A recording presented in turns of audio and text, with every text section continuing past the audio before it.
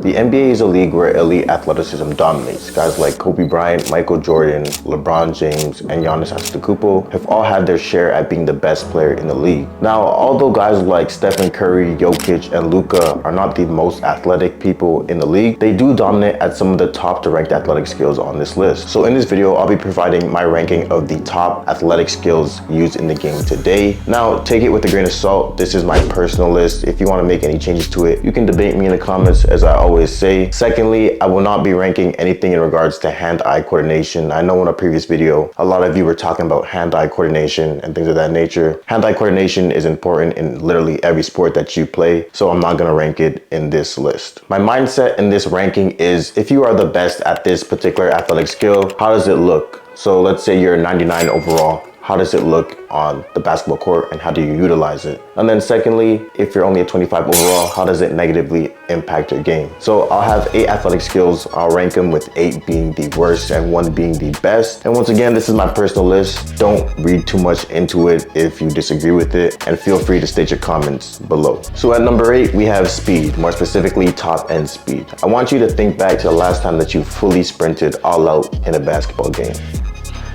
It doesn't really happen. That's because the court is too small with many obstacles, aka players, in the way. And for starters, with the size of the court, you'll never ever reach top end speed unless you're really slow to start. Now it takes you about 50 meters to 60 meters on average to reach top end speed, but the court is only 28 meters, aka 94 feet long. So in combination with the size of the court and the amount of players on the court within a limited space, you don't really reach top end speed too often. Now, speed is obviously very valuable. It is used in the open court. Maybe it might not be your peak speed, but you'll get, close enough to where we'll call it top end speed within the game of basketball. Open court, fast breaks is pretty much where you'll utilize your speed, and it is a part of the game. So at number 8, we have speed. Now, if you want me to be honest, within these 8 athletic skills that I'm going to go through in this list, I will say that speed is probably the only one that I deem overrated. Still extremely valuable, and when someone's super fast, you notice it, but slightly overrated. Now at number 7, I have strength. Now, strength obviously at center is a lot more valuable than it is at guard, but even at center you have guys like Chet and Wemby who are incredibly skinny and lack a lot of strength, but are still perfectly fine in the NBA. That's because they can compensate with their size. With guards, you can take one look around the league and realize you don't need strength to get very far in the NBA.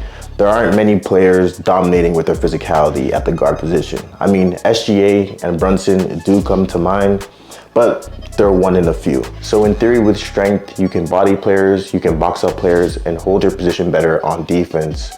But even without strength, I believe there are crafty ways to dig yourself out of those situations. So while I wouldn't deem it necessary in the game of basketball, when a player does have it and is very, very strong, it is very noticeable and very easy to pinpoint within a game. Now at number 6, I have lateral quickness, how quick you move side to side. Now this is primarily going to be used on the defensive end of basketball, and a lot of people may have an argument for this to be higher on the list. My only argument against that is that really great defense is more about prediction and anticipation than it is about reactionary movements, like a lateral slide. Great defenders will just make you work harder and put you in positions to take more difficult shots. And if you make them, you make them.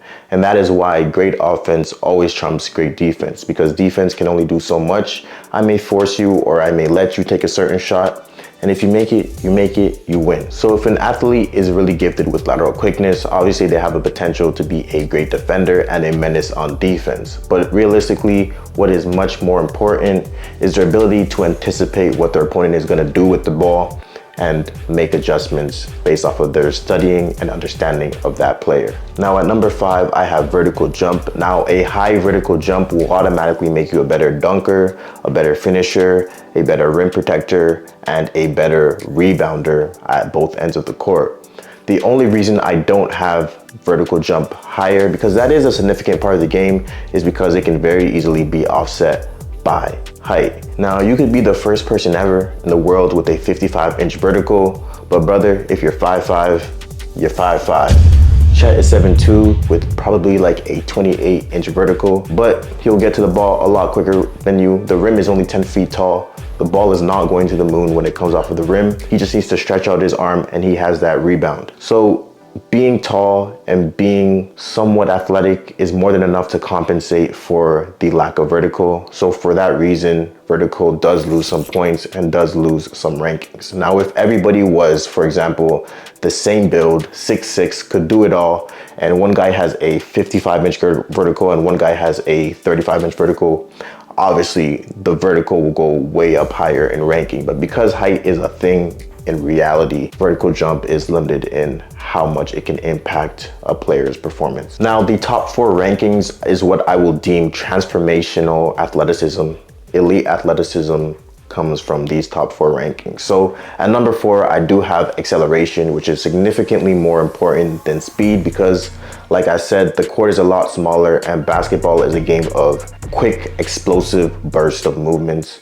Everything you do is short and explosive, stopping and starting very often. So if you have the ability to quickly burst into your speed, burst into your quickness, you have a significant advantage. So if you look at some examples of elite accelerators, guys like Prime D Rose, Prime Westbrook, Prime John Wall, De'Aaron Fox, these guys are very quick with their first step. Essentially, as a result, they can get to the rim on anybody. Also, another underrated situation where it comes into play is on defense. A lot of the time, when you get beat by your defender, you're no longer sliding.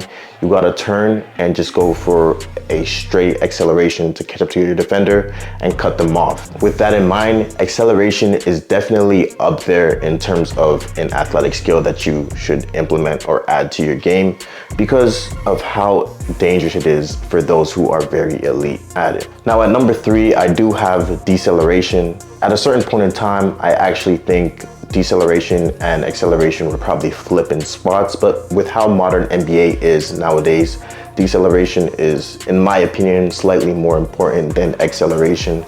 Guys who are elite at this are Luka and James Harden, who can step back and do slow steps to get to their spots at will. Very elite guys who don't really move very fast at all, but have mastered the art of deceleration. Their speed, their lethalness comes from their ability to stop. So while you can master this skill on its own, just like you can with acceleration, when paired together, they kind of create the most difficult player to stop in an NBA game. That besides the Stephen Curry long-range bombing type of player, I'd say those two are up there.